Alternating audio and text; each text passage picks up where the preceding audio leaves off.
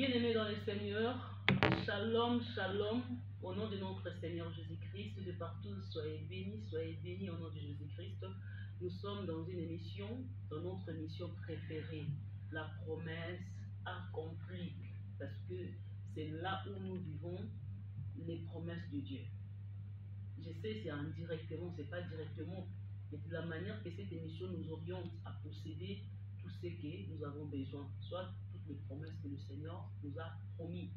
Alors, chaque semaine, nous passons nos émissions. Veuillez nous suivre dans notre chaîne YouTube Lundi Doda. Ça sera une très grande bénédiction pour toi, ma soeur, pour toi, mon frère, qui va commencer à nous suivre chaque semaine.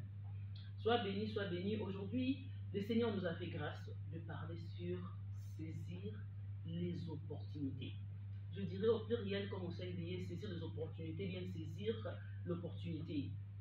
Ça peut être l'opportunité, soit des opportunités que le Seigneur a planifiées sur ton chemin, de la manière que tu dois posséder, de la manière que tu dois hériter, de la manière que tu dois avoir quelque chose dans tes mains, soit de la manière que tu veux réussir. Alors, il y a une façon que le Seigneur nous oriente, il y a une façon que le Seigneur nous parle de posséder. C'est un peu difficile directement de comprendre la chose. C'est un peu difficile directement, regardez, de comprendre que le Seigneur me parle de cette manière, de cette façon pour saisir l'opportunité. C'est un peu difficile. On n'a pas l'habitude directement de posséder, soit de comprendre. Pour tout un chacun de nous, c'est vraiment difficile, c'est pas facile.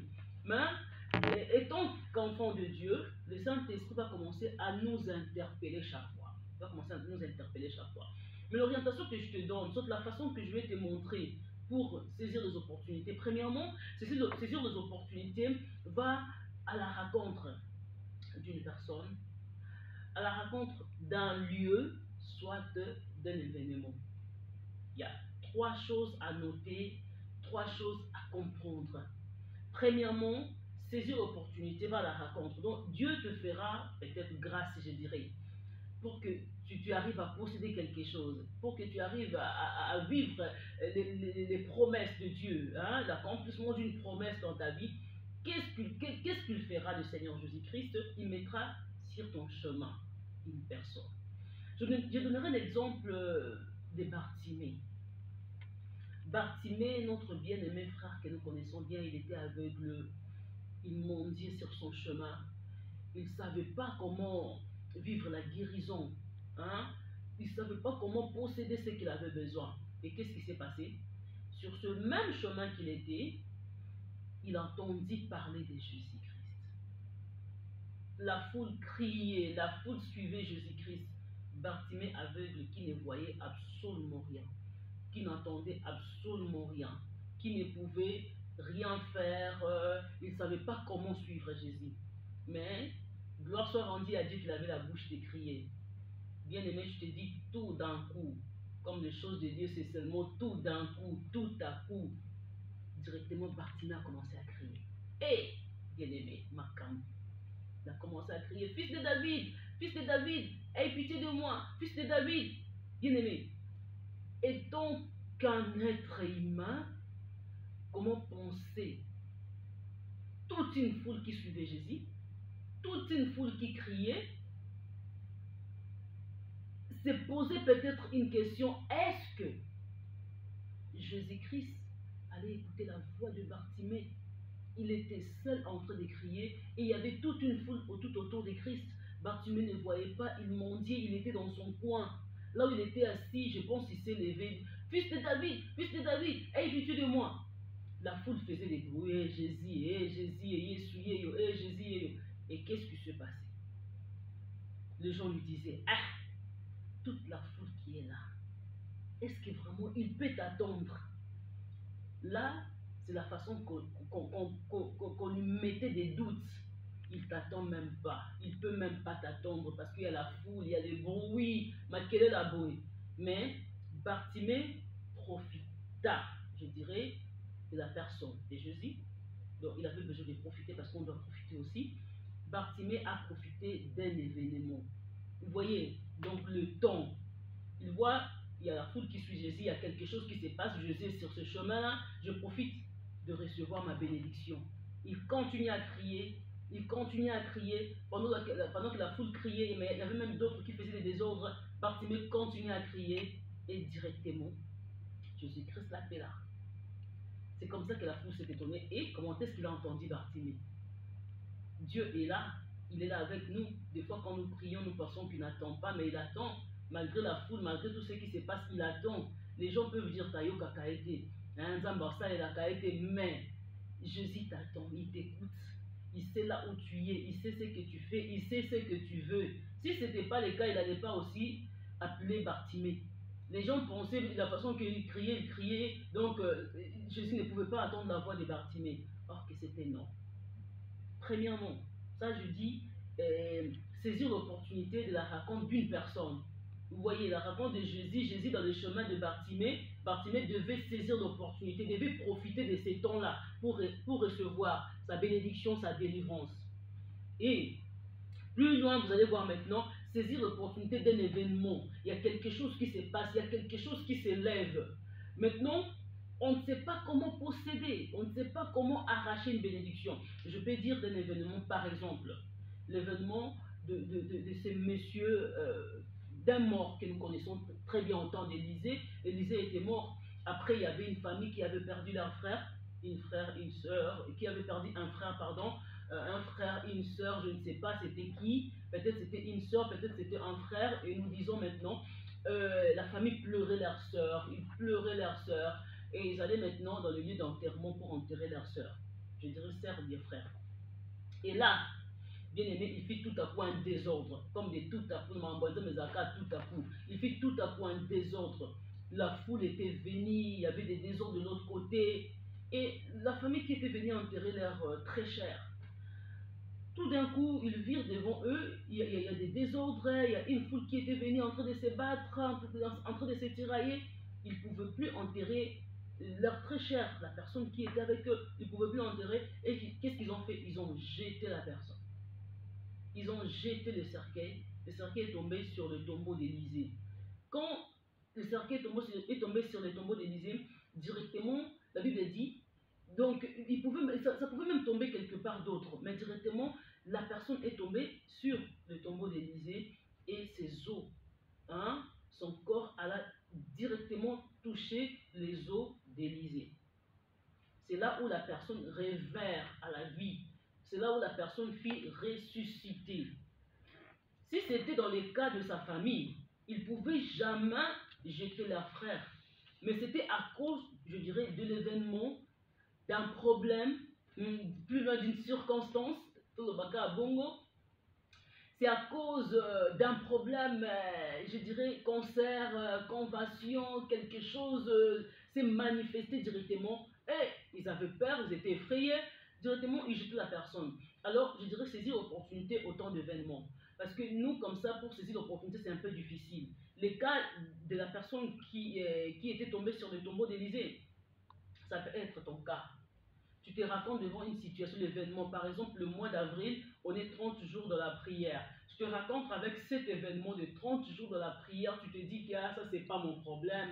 Moi, je ne peux pas entrer. Peut-être dans cet événement que nous faisons de 30 jours dans la prière, ça peut t'aider à avancer, ça peut t'aider à recevoir une bénédiction. Peut-être dans cet événement-là, Dieu a déjà donné quelque chose, il a déjà donné la solution à tes problèmes. Et si tu n'entres pas, déjà tu perds l'opportunité d'une bénédiction. Dieu peut permettre, je dirais, une catastrophe. Dieu peut permettre un événement, il peut permettre de bruit, des turbulences, des combats, comme coronavirus qui était venu dans ces temps-là. Dieu peut permettre ça seulement pour apporter une solution, une bénédiction à quelqu'un d'autre. Ou bien dans ta vie. Il peut le faire, il peut faire de cette manière-là pour t'accorder une bénédiction. Mais il est question que nous, enfants de Dieu, nous comprenions les temps et nous saisissons toutes ces opportunités que le Seigneur nous donne, toutes ces opportunités que le Seigneur nous accorde. Regardez seulement, la personne est tombée sur le tombeau d'Élisée, il était ressuscité. Si ce n'était pas le cas, il allait mourir, il allait être enterré. Mais l'opportunité, c'était indirectement d'une manière ou d'une autre. Nous, ça peut se passer aussi autrement, pas seulement de cette manière-là. Ça peut se passer dans le cas des Rahab la prostituée. Ça Ça peut se passer des cas de la tsunamite, hein? La tsunamite qui reçoit l'homme de Dieu dans sa maison et directement, automatiquement, le problème de sa maison avait changé. On peut parler de Rahab, la prostituée qui avait reçu les 2 esprits dans sa maison. Vous voyez, il y a du bruit en Cana et les enfants d'Israël vont posséder Cana. Ils sont tellement très forts, ils sont tellement robustes. Nous, on ne pourra plus rester ici. Hein, on va être chassés de notre pays. Mais Rahab, la prostituée, dit, je vais saisir l'opportunité. À travers un événement qui va se passer, un problème, une situation, la guerre, la maladie, que dirais-je encore, d'autres problèmes qui peuvent se passer dans nos vies, nous devons saisir les opportunités. Un problème qui va se manifester en Cana, la femme dit, je suis cananéenne, ma famille et moi, nous allons saisir l'opportunité d'entrer en relation avec ces 2 espions pour posséder notre Cana. C'est comme ça que moi je t'appelle aujourd'hui, bien-aimé dans le Seigneur. Ça c'est deuxième, parce que premièrement c'est une personne. Deuxièmement, c'est, je dirais, un événement. Le chaos, problème moko, makelele moko yokani. Je dirais encore plus loin, par exemple le cas de la reine Esther. Il y a un problème dans le palais royal. Vasti avait manqué du respect au roi. Il ne voulait pas se présenter devant le roi. Et directement, le roi et tout son entourage se décident de repousser, de chasser Vasti du palais royal. La Bible dit, tout cela était connu dans tout le genre, les habitants de Babylone et tout. C'est comme ça qu'on va chercher une femme pour le roi. L'événement qui va se passer, les bruits, que dirais-je encore, un problème qui s'élève dans le palais royal, et on va appeler toutes ces femmes vierges qui devaient venir s'approcher auprès du roi. Regarde maintenant, ça aussi c'est la façon qu'on doit saisir l'opportunité. Vous voyez, tout ce qui se passe dans le monde, Dieu connaît. Dieu connaît, Dieu est là, c'est pas en vain qu'il fait ça. C'est pas en vain aussi qu'il permet ça. Il nous dit, dans toutes circonstances, bénissons le Seigneur. Vous voyez, dans les circonstances, dans le problème, dans les événements, dans la maladie, la mort aussi, il y a des choses que Dieu fait glisser pour nous bénir, pour repousser de certaines choses, mais nous n'arrivons pas à comprendre et à saisir les opportunités. On peut saisir l'opportunité à travers une personne, à travers un événement et à travers aussi un lieu. Je te dirais par exemple, il y a un lieu que le Seigneur veut te bénir, il y a une place que tu dois aller pour céder ta bénédiction. Ce n'est pas dans le lieu là où tu te trouves, Dieu va t'orienter d'une manière ou d'une autre. Bato bakende kuna bazu bénédiction, bato bakende kuna il y a un changement, bato bakende kuna regarde ça. Vous voyez, le bruit que tu attends, ça t'attire tout simplement à aller vers la place pour saisir, pour être béni, pour posséder ta bénédiction.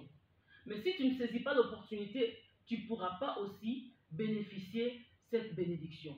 Alors, qu'est-ce qui s'est passé dans la vie de Joseph?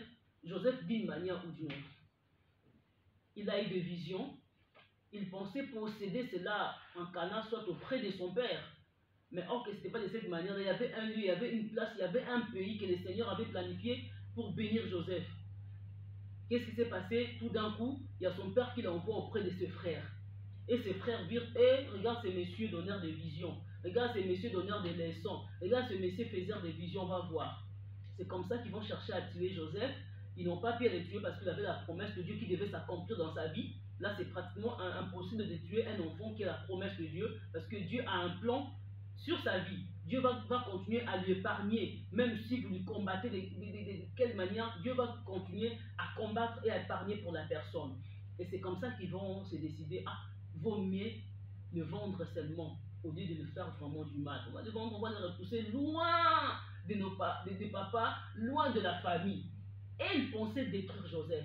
Et ils pensaient repousser Joseph loin de sa bénédiction, loin de la chose qui devait s'accomplir, loin de la promesse de Dieu. Oh que non! Oh que non! Ils étaient utilisés pour l'accomplissement de la promesse de Joseph. On lui vend comme esclave. Lentement, quelque part arrivé en Égypte, on lui vend comme domestique dans la maison de Potiphar. lentement, lentement, et après en prison jusqu'à tel point, Joseph possède la promesse dans le palais royal. Donc c'est comme la vision de Dieu dans sa vie, comme le Seigneur avait planifié dans sa vie. Il y a d'autres choses, nous ne réalisons pas, les choses que nous faisons, le chemin que nous prenons, des gestes, des sortes de choses que nous faisons, ça nous amène directement, soit indirectement, dans le lieu de notre bénédiction. Et quand on n'arrive pas à comprendre cela, c'est là où nous tombons, c'est là où nous sommes détruits, c'est là où nous perdons des opportunités. Joseph ne pouvait rien forcer. La bénédiction lui a mené là où il y avait l'accomplissement de la promesse de Dieu. Je dirais que c'était comme le vent. On lui vend, il tombe en Égypte. C'est là où Dieu avait planifié que Joseph vive l'accomplissement de ses promesses. Il arrive là, il savait quoi faire. Dieu, je suis venu ici, dans ce pays, que ferais-je? Je connais absolument personne. Oh, que Dieu était avec lui. Le lieu, la place, c'était en Égypte. C'est là où Dieu bénit Joseph. C'est là où Dieu éleva Joseph. Vous voyez, donc on ne peut jamais se tracasser de lieu où nous sommes. Peut-être, ce n'est pas le lieu de ta bénédiction. Tu vas sentir cela dans ton corps, dans ton cœur. Là, il faut automatiquement changer. La façon que Dieu t'oriente, la façon que Dieu est en train de te faire vivre des choses, soit de transmettre des choses dans ta vie. Moi, je dirais, continue si c'est la voie de Dieu. Si c'est sur le plan de Dieu, avance. Mais si ce n'est pas sur le plan de Dieu, moi je te dirais recule, demande à Dieu quel est le lieu de ma bénédiction. Donc là, c'est un message qui vient tout droit pour te bénir, qui vient tout droit pour t'édifier. Tout simplement, saisis l'opportunité. L'opportunité que nous devons saisir, nous étant chrétiens, c'est tout d'abord une rencontre avec une personne. On doit respecter des relations. On ne doit pas détruire des relations. Des relations que Dieu nous donne, ça peut nous apporter le bonheur. Ça peut que nous apporter du bonheur, excusez-moi. Ça peut que nous apporter du bonheur. Quand nous détruisons ces relations-là, nous détruisons directement notre destin. Nous détruisons directement notre bénédiction.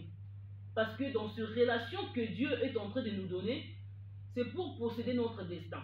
Quand tu échoues déjà dans plusieurs relations dans la vie, donc tu vas commencer, que dirais-je, à refaire des choses après une année, après 2 ans, après une année, après 2 ans, jusqu'à telle façon que tu vas échouer. Tu vois, de personnes que Dieu nous donne, ce sont des personnes pour nous faire avancer dans notre lieu de bénédiction. C'est pour nous faire avancer à vivre la visibilité de notre... C'est pour vivre, je ne dirais pas la visibilité, bien c'est invisible, oui c'est invisible parce qu'on n'a pas encore vu cela, mais c'est pour que nous vivons la réussite, ouais, la réussite de nos bénédictions. Vous voyez, et quand on n'arrive pas à respecter, soit à garder toutes ces relations, nous détruisons notre vie, nous détruisons notre destin, nous détruisons la promesse de Dieu dans nos vies. Faites attention, le respect des relations c'est très important. Faites attention, garder des relations c'est très important. Et deuxièmement, si c'est dans le cas des événements, de quelque chose, ça peut être les conventions, ça peut être, que dirait le séminaire, ça peut être un moment de prière pendant 30 jours, pendant 3 jours, ça peut être un moment comme ça que le Seigneur a permis que nous organisons quelque chose. Va te retrouver dans ce lieu-là, va te retrouver dans cette organisation, dans cet événement-là, tu verras la même puissance de Dieu, ta vie va changer. Quand les autres pasteurs disent que viens dans les séminaires, viens peut-être de la confession, tu vas voir, ta vie va changer, tout et tout. Peut-être que c'est inspiré par le Saint-Esprit, peut-être c'est l'orientation que le Saint-Esprit les a donnée. Et si toi tu ne sais pas arriver dans ce lieu-là, tu perdras ta bénédiction parce que cette rencontre-là, c'est pas charnel, c'est pas du blabla. C'est quelque chose que le Seigneur a bien planifié pour que tu vives une bénédiction, un changement dans ta vie. Alors, je parlais de ces trois niveaux de saisir l'opportunité. Premier niveau, la rencontre avec une personne. Deuxième niveau, se retrouver dans un lieu. Pardon, deuxième, c'est se retrouver dans un événement, convention, séminaire, des lieux aussi, là où, le lieu de deuil, les fêtes, se retrouver dans le lieu pareil, si les cœurs vraiment, hein, si tu es sensible, ton cœur t'oriente à le faire, tu sens vraiment qu'il y a quelque chose qui va se passer, vas-y, tu verras un total changement. Et troisièmement, je dis sur le lieu, il y a des lieux là où quand tu pars, my God, tu ne retourneras pas de la même manière que tu es parti. Le lieu comme Égypte pour Joseph, je dirais encore quel lieu. Il y a beaucoup de lieux dans la Bible. Je chercherai quel lieu encore. Esther, non.